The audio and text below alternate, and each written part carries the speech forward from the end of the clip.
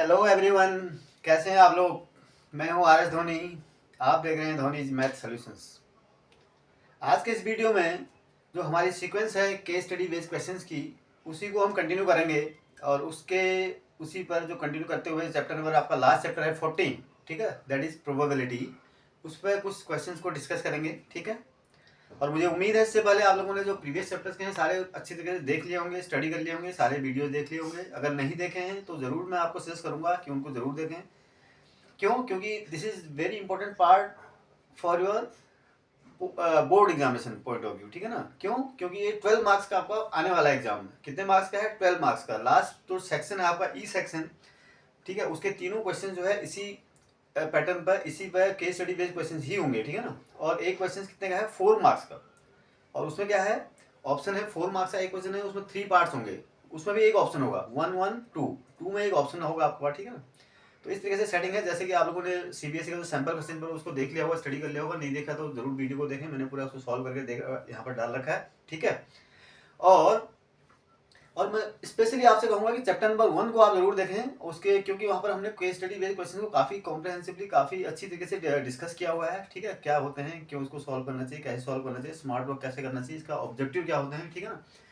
तो यहाँ पर भी करेंगे, लेकिन यहाँ पर थोड़ा सा हम फोकस ज्यादा क्वेश्चन पर करेंगे, ठीक है ना। क्योंकि आपको इतने लेसन देखने के बाद पैटर्न अच्छी तरीके से पता चल चुका है, ठीक है। तो शुरू करते हैं। और शुरू करने से पहले मैं फिर आपसे एक बार रिक्वेस्ट करूंगा कि अगर आपको वीडियोज अच्छी लगती है तो लाइक जरूर करें, शेयर करें। और साथ ही साथ अगर आपने अभी तक चैनल को सब्सक्राइब नहीं किया हुआ है, नए हैं, तो सब्सक्राइब चैनल को जरूर करें। Thank you. और चलिए शुरू करते हैं। शुरू करने से पहले मैं आपको थोड़ा सा एक बेसिक आइडिया दे दूं कि what actually the case study based questions are, ठीक है ना। केस स्टडी बेस्ड क्वेश्चन क्या है आपका? Just it is the application part of mathematics, ठीक है ना। जहां पर हम मैथमेटिक्स को अपने डेली लाइफ में यूज करते हैं। कोई कॉन्सेप्ट हमने पढ़ा, उसको हम कहाँ यूज करेंगे, कहाँ यूज है उसका, वो यह इस सेक्शन में हम कवर करते हैं। इसमें होता क्या है कि कोई भी इंसिडेंट, कोई भी सिनेरियो, कोई भी केस आपको दे दिया जाता है। उसमें कुछ न्यूमेरिकल फिगर्स होती हैं। उसी के बेस पर आपसे कुछ क्वेश्चन सॉल्व करने को कहा जाता है, उनको आंसर करने को कहा जाता है, ठीक है ना। जैसे कि आपका इंग्लिश और हिंदी में होता है, आपको एक अनसीन पैसेज दिया जाता है ग्रामर में, आपको पता है। उसमें क्या होता है, उसमें से आपको जो पैसेज को पढ़ के उसके बेस, उस पर बेस कुछ क्वेश्चंस को आंसर करना होता है। सेम चीज ये यहीं पर, ये भी मैथमेटिक्स में भी यही है, ठीक है ना। और कभी कभी ऐसा भी होता है, मैंने देखा है कि एक आध क्वेश्चन ऐसा होता है जो कि उस पैराग्राफ बेस पर होता ही नहीं है, यानी आप उसको उस चैप्टर पे बेस तो होगा, कॉन्सेप्ट तो वही होंगे, लेकिन उसको independently without reading the paragraph भी आप आंसर कर सकते हैं। ऐसा भी होता है, तो उसमें कोई घबराने की बात नहीं है, ठीक है। और आप क्या करेंगे, पैराग्राफ को सबसे पहले पढ़ेंगे, और पढ़ते पढ़ते जो भी आपके पास न्यूमेरिकल फिगर्स या जो भी इन्फॉर्मेशन आ रही है उसको आप नोट डाउन करेंगे। क्यों? क्योंकि आपको बार बार फिर क्वेश्चन सॉल्व करते समय पैराग्राफ में वो डेटा ढूंढना पड़े, ठीक है ना। तो ये आपको आपका टाइम भी बचाएगा। और आपको, क्योंकि टाइम आपका बहुत इंपॉर्टेंट है बोर्ड एग्जाम में, ठीक है ना। टाइम वैसे ही मैथ्स का पेपर लेंथी होता है, और बच्चों को टाइम की समस्या इसमें कमी रहती है, ठीक है ना। बहुत फटाफट भी आपको करना है, और अल्टीमेटली एक्यूरेसी भी आपको मेंटेन करनी है। जल्दीबाजी के चक्कर में गलत हो गया तो उसका भी कोई फायदा नहीं, ठीक है। चलिए, तो ये आपको स्टेप्स कुछ लेने हैं और प्रिकॉशंस लेने हैं जो आपको बोर्ड एग्जाम के लिए प्रिपेयर करेंगे, ठीक है ना। तो शुरू करते हैं। पहले हम क्या पढ़ेंगे, उसका जो कॉन्सेप्ट है, क्वेश्चन का थीम, वो पढ़ेंगे। फिर उसके बाद क्वेश्चन को सॉल्व करेंगे। देखो, फर्स्ट क्वेश्चन है, a game of chance consist of spinning an arrow which comes to rest pointing at one of the numbers 1 2 3 4 5 6 7 8 as shown in the figure and these are equally likely outcomes, ठीक है। देखो क्या spinner दिया हुआ ना, ये question आपने spinner के क्वेश्चन आपने प्रोबेबिलिटी वाले लेसन में बहुत किए होंगे, ठीक है। उसमें नंबर रैंडमली लिखे, ऐसे लिखे हैं 1 2 3 4 5 6 7 8, ठीक है। और ये सारे सेक्टर्स क्या है? इक्वल सेक्टर्स हैं, यानी सर्किल को हमने 8 इक्वल सेक्टर्स में डिवाइड किया हुआ है। इक्वली लाइकली तभी होंगे ना, कोई ये क्या है, बायस नहीं है, सारे सबकी प्रोबेबिलिटी आने की संभावना बराबर है, यानी ये सेक्टर क्या होंगे, पहली बात तो बराबर होंगे। और इसका मोशन भी क्या होगा, जब हम घुमाएंगे तो यूनिफॉर्म होगा, तभी ये सारा बायस नहीं होगा, ठीक है ना। अनबायस तभी होगा, इक्वली लाइकली तभी होंगे आउटकम, ठीक है। और इस तरीके से लिखे हुए, ये पॉइंटर है, ठीक है ना। ये जो ग्रीन कलर से दिया है पॉइंटर है, ये रुकता है कहीं पर।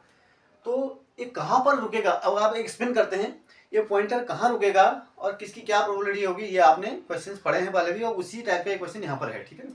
चलिए क्वेश्चन पढ़ते हैं। सबसे पहले क्या है, find the probability of getting a prime number, ठीक है। प्राइम नंबर निकालना है, तो ये तो बहुत, मुझे लगता नहीं आपके वाले कोई मुश्किल काम है। चलिए सोल्यूशन देखते हैं क्या है।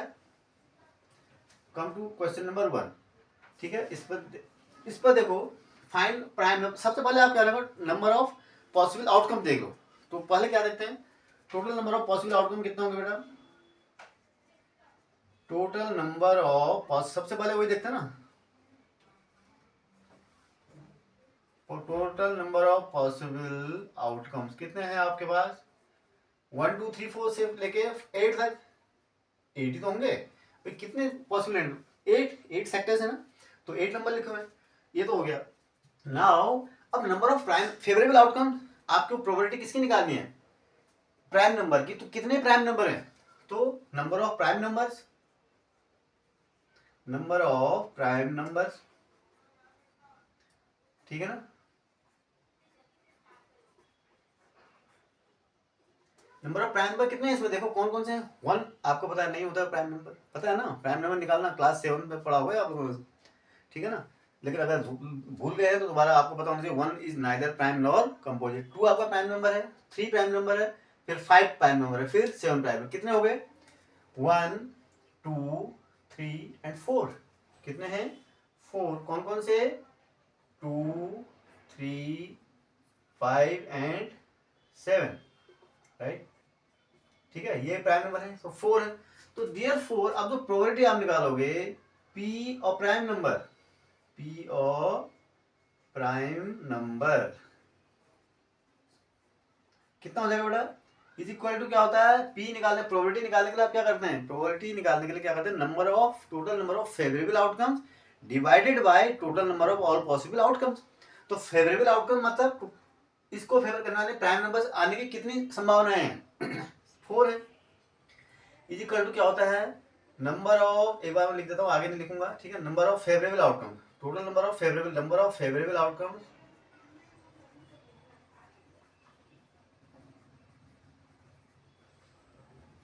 Divided by total number of outcomes, total number of outcomes, ठीक है ना। कितना हो जाएगा ये? देखो कितना है, 4 divided by 8। Number of favourable outcome कितना है? प्राइम नंबर आने की 4, टोटल नंबर ऑफ आउटकम कितने? 8। It is equal to 1/2। Answer हो गया। कितना आंसर है इसका? 1/2, ठीक है ना। चलिए सेकंड में आते हैं। बहुत सिंपल क्वेश्चन होते हैं, ऐसा कुछ नहीं है, ठीक है ना। An odd number, find the probability of getting an odd number. तो देखो टोटल नंबर ऑफ, इसको ऐसा करते हैं, इसको 1 यहाँ लिख देता हूँ मैं, ठीक है ना, ठीक है, ये 1 एक कॉमन पार्ट है ना। अब total number of possible outcome तो सारे केस में वही होगा, ठीक है ना। अब यहाँ पर second number an odd number, तो number of odd numbers, number of odd numbers, यानी ऑड नंबर कितने हैं इसमें? देखो आप कितने होंगे? 2 4 6 8। कितने हैं? 4। कौन कौन से? 2 4 6 एंड 8, ये तो होंगे। So therefore P an even number,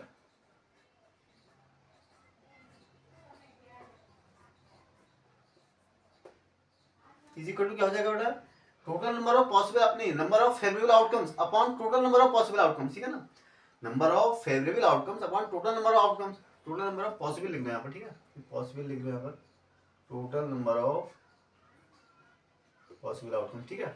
तो नंबर ऑफ फेवरेबल आउटकम कितने हैं बेटा? 4। यानी इवन नंबर कितने तरीके से आ सकता है? 4 तरीके से। और टोटल पॉसिबल आउटकम कितने हैं? 8। It is again 1/2, this is again 1/2, ठीक है। आंसर हो गया। Now come to third part, second part भी हो गया आपका।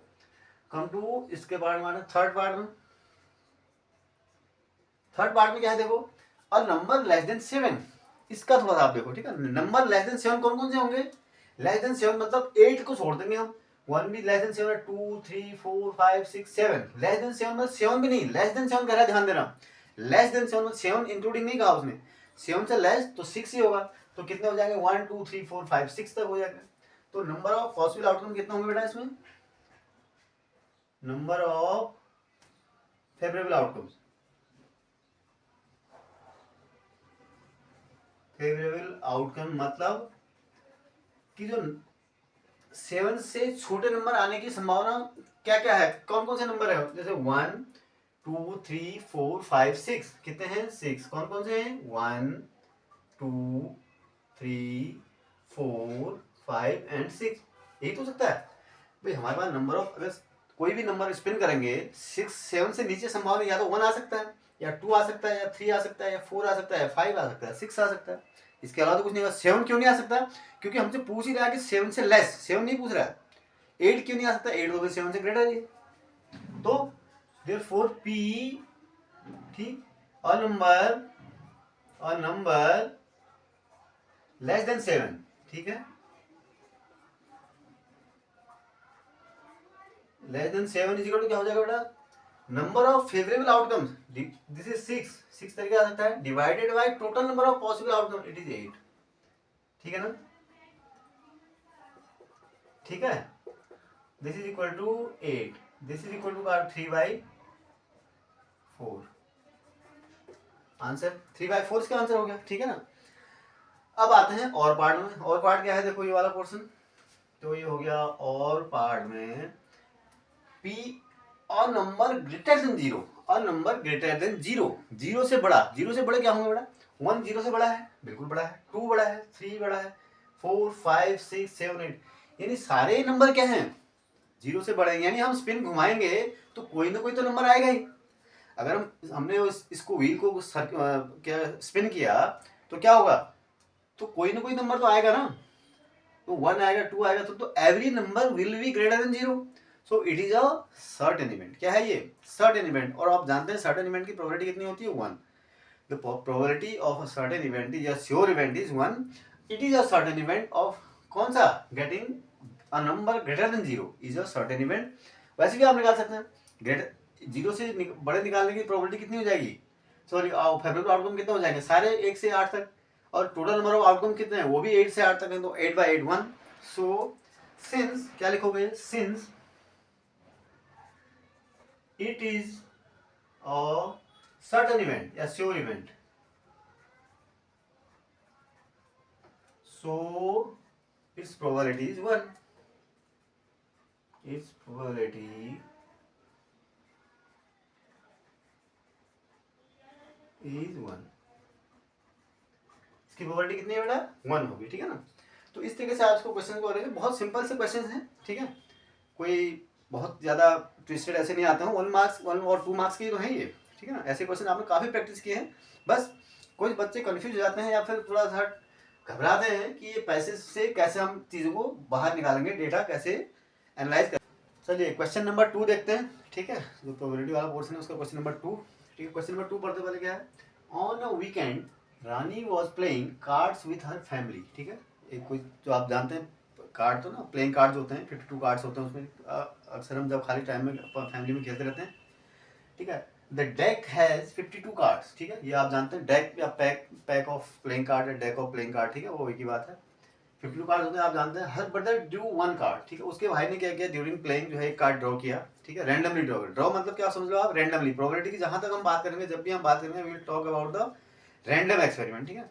कोई देख के नहीं, बायस नहीं होना चाहिए, अनबायस होना चाहिए। कोई भी आपने सफल किया, डिसफल किया उसको, ठीक है, और उसके बाद फिर क्या करना है? फिर एक कार्ड निकाला उसने, तो आपको find the probability of batting, ठीक है ना। तो ये एक केस दिया हुआ है, तो आपको क्या करना है? एक प्रोबेबिलिटी निकालनी है। कौन सी? क्वेश्चन को 1 बाय 1 सॉल्यूशन देखते हैं क्वेश्चन का, ठीक है।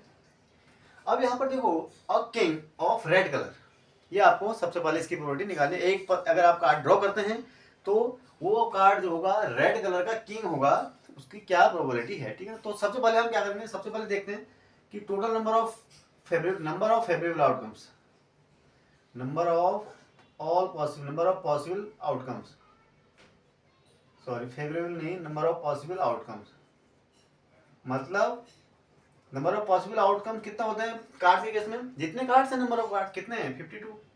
भाई आप एक कार्ड निकालोगे तो 52 में से कोई भी कार्ड आ सकता है ना, प्रोबेबिलिटी उसकी है। तो it is total number of all possible outcome कितने हैं? 52। Now come to part number 1 इसके। एक आता है king of red colour. King of red colour का मतलब क्या हो गया कि देखो, किंग कितने होते हैं? 4 किंग होते हैं। 2 क्या होते हैं? Black, 2 red. कितने होते हैं? 2 black, 2 red. There are 4 kings, ठीक है। सो 2 किंग्स, तो नंबर ऑफ रेड किंग्स पूछा है ना, तो पहले आपको फेवरेबल आउटकम निकालना पड़ेगा, यानी नंबर ऑफ रेड किंग्स कितने ये पता करना पड़ेगा।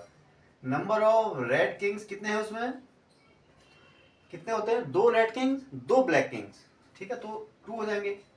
देयरफॉर पी और रेड किंग, ठीक है, एक डायमंड का होता है, एक हार्ट का होता है, ठीक है ना। ठीक है, ये सूट होते हैं, 4 सूट्स होते हैं, आपको पता है, ठीक है ना। क्लब्स, डायमंड, स्पेड, ठीक है, और हार्ट, ठीक है ना। हार्ट और डायमंड क्या होते हैं, ब्लैक होते हैं, और क्लब और स्पेड क्या होते हैं, सॉरी रेड होते हैं, और क्लब और स्पेड जो है ब्लैक कलर के होते हैं, ठीक है ना। ये आप अच्छी तरीके से जानते हैं। पी रेड कार्ड इक्वल क्या होता है, नंबर ऑफ फेवरेबल आउटकम्स, एक लिख देता हूँ, number of favourable outcomes divided by total number of possible outcomes, total number of possible outcomes.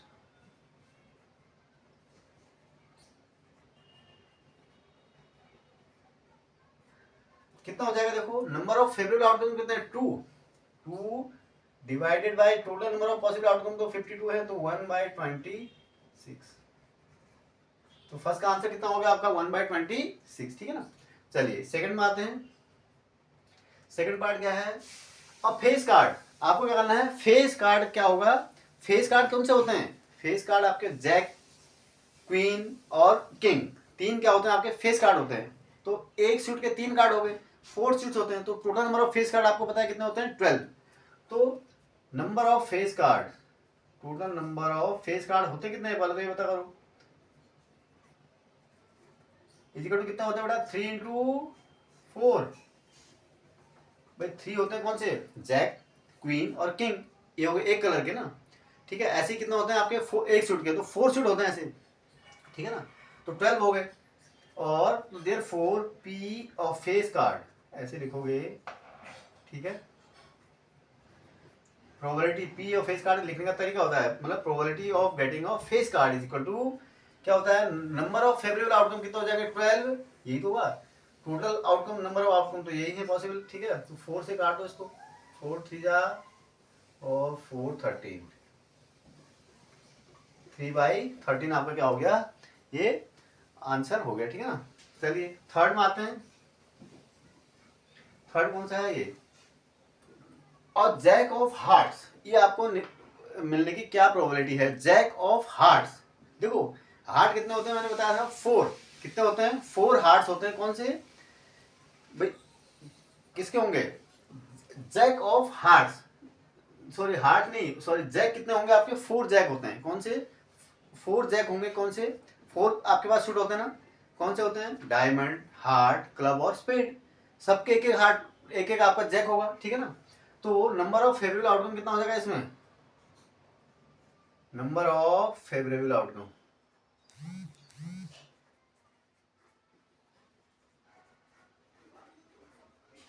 भाई देखो ना, जैक ऑफ हार्ट एक ही तो होगा, एक जैक हार्ट जो होगा, सॉरी जैक जो होगा, एक हार्ट्स का होगा, एक क्लब्स का, एक डायमंड का, एक स्पेड का, तो इसका लोग वो एक ही होगा।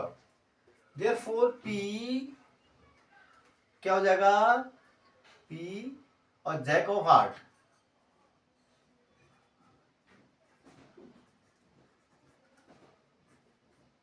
Is equal to number of favourable outcome 1/52, ठीक है ना। कोई दिक्कत, और पार्ट में आ जाओ। और पार्ट क्या है वाला, और स्पेड, स्पेड कितने होते हैं बेटा, स्पेड 4 शूट होते हैं, मैंने बताया आपको कितने शूट होते हैं, 4 शूट्स होते हैं, ठीक है। 4 शूट का मतलब कितना हो गया, एक शूट में कितने कार्ड होते हैं, 13 कार्ड्स, एक शूट में कितने होते हैं, 13 कार्ड्स, ठीक है ना। यानी 13 डायमंड के, 13 स्पेड के, 13 हार्ट के और 13 क्लब्स के होते हैं, 30 तो 52 कार्ड्स होते हैं आपके। तो आपको निकालना है कि स्पेड का कार्ड निकल जाए उसमें, तो स्पेड के टोटल कार्ड कितने होते हैं, एक्चुअली स्पेड के 13 कार्ड्स होते हैं, और प्रोबेबिलिटी कितनी हो जाएगी इसकी, स्पेड के कितने होते हैं टोटल कार्ड 13, तो नंबर ऑफ क्या लिखोगे आप, नंबर ऑफ फेवरेबल आउटकम्स,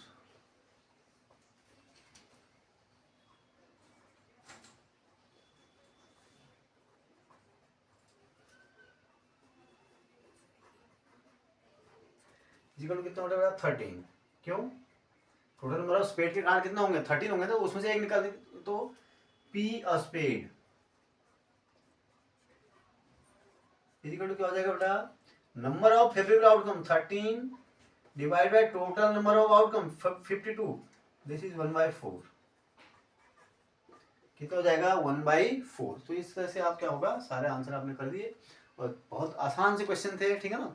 जो आपने पीछे क्वेश्चंस प्रैक्टिस किए होंगे थ्योरी पार्ट में जो, तो उसके हिसाब से तो क्या है, these are very very easy question, ठीक है ना, कोई ऐसी समस्या नहीं है इसमें।